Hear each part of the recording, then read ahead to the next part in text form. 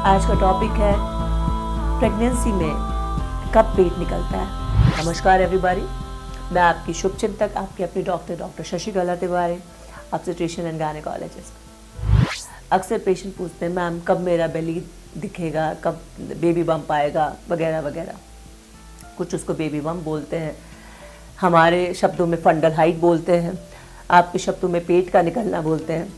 इन सब शब्दों को अगर एक जगह रख दें, इसका मतलब हमारा बेबी सामने से कब दिखना शुरू होगा। सामने से मतलब पेट के से कब दिखना शुरू होगा। देखिए, बच्चा बच्चेदानी के अंदर आता है।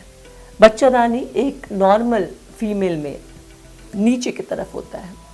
वो नीचे के हिस्सा में नीचे वाला जो हिप बोन होता है, उस हिप बोन के अंदर ऐसे रहता है।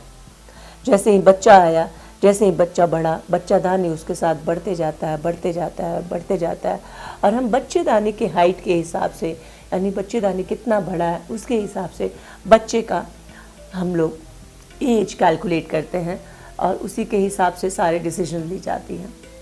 आमतौर पे हम मानते हैं कि 4 महीने यानी 16 सप्ताह के बाद पहली बार नाभि और हमारा जो जहाँ से बाल शुरू होते हैं निचले हिस्से का, उन दोनों के बीच में यानी चौथे महीने 16 सप्ताह के बाद पहली बार हमको बच्चादानी मिलता है, प्रॉपर अप्रिशिएबल। उससे पहले 12 सप्ताह में मिलता है जो आप नहीं समझेंगे, लेकिन आप चौथे महीने में समझ पाएंगे। उसके बाद छठे महीने में प्रॉपर आपका बेली बम्प निकल जाएगा, जब नाभि के जस्ट पास आपका बच्चादानी या फंडल हाइट आ जाता है।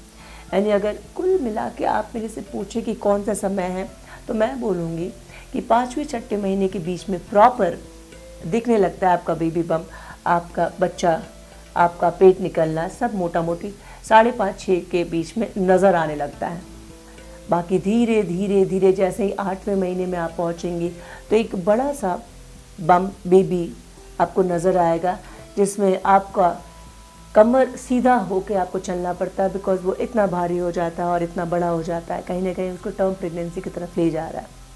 तो ये होता है कि कब पहली बार नज़र आता है और कब पूरा बड़ा हो जाता है, यानी 8 महीने का हो जाता है, जब आपको उसको सपोर्ट करना होता है, जब आपको सांस में भी थोड़ी थोड़ी तकलीफ़ होने लगती है, क्योंकि बच्चा ऑलमोस्ट आपके ब्रेस्ट के जस्ट नीचे रहता है और कहीं ना कहीं डायफ्राम यानी फेफड़े के निचले हिस्से को पुश करता है, इसलिए आपको कहीं ना कहीं सांस में तकलीफ़ होती है।